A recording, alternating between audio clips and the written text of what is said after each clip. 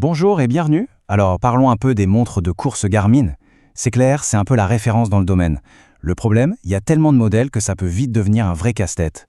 Cette petite analyse est là pour nous aider à y voir plus clair. La question de fond, elle est simple.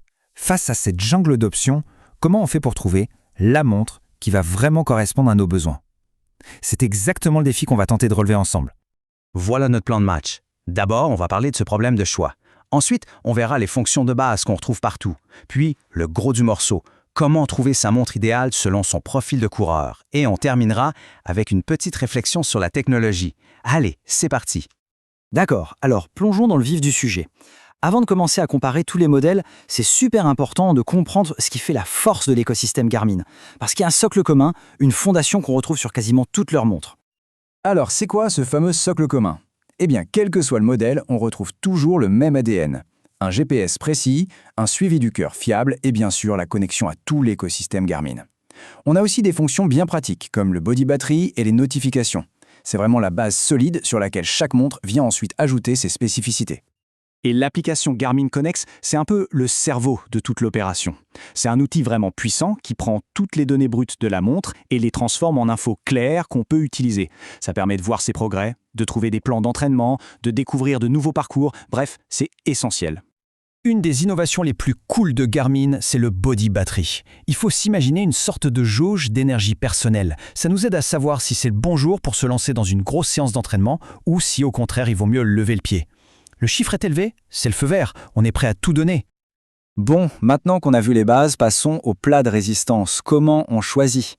L'idée, ce n'est pas de chercher la montre qui a le plus de fonctions possibles, mais bien celle qui a les fonctions qui sont vraiment adaptées à notre pratique et à nos objectifs.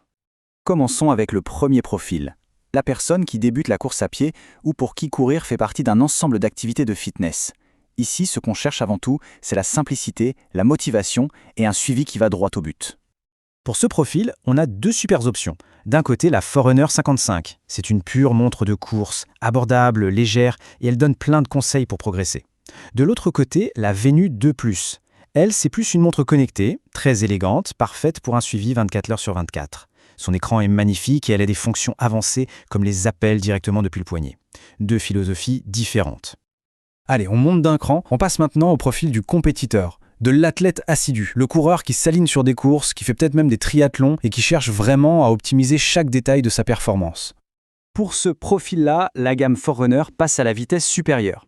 La 255, c'est déjà un outil super polyvalent avec un GPS ultra précis et elle gère le triathlon sans problème. Mais la 955, là on va encore plus loin. Ce qui est vraiment intéressant avec elle, c'est l'ajout de la cartographie complète et de la jauge d'endurance en temps réel. Pour les athlètes les plus exigeants, ça c'est des atouts qui peuvent faire la différence. Et on termine avec le dernier profil, l'aventurier. Celles et ceux qui courent sur des terrains difficiles, sur de très longues distances, les ultra-trailers. Pour eux, les critères numéro 1, c'est la robustesse et l'autonomie. Il faut que la montre tienne la distance. Pour les ultra-trailers, là, Garmin a sorti l'artillerie lourde. On a 3 monstres de technologie. L'Instinct 2 Solar, c'est un tank quasi indestructible avec une autonomie solaire incroyable.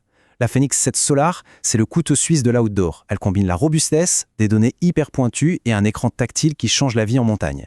Et puis, il y a l'Andero 2. Bon, elle, c'est la montre de l'extrême, pensée pour les très longues distances, avec une autonomie qui peut monter jusqu'à 150 heures en mode GPS. Rien que ça. Alors, au milieu de toute cette technologie, de toutes ces fonctions, qu'est-ce qu'on doit retenir? Finalement, la réponse, elle ne se trouve pas dans la fiche technique. Elle nous ramène à l'essentiel.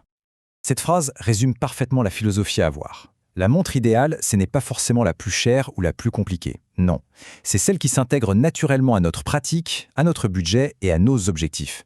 Tout le reste, c'est du bonus. Et ça nous amène à une dernière question, juste pour réfléchir.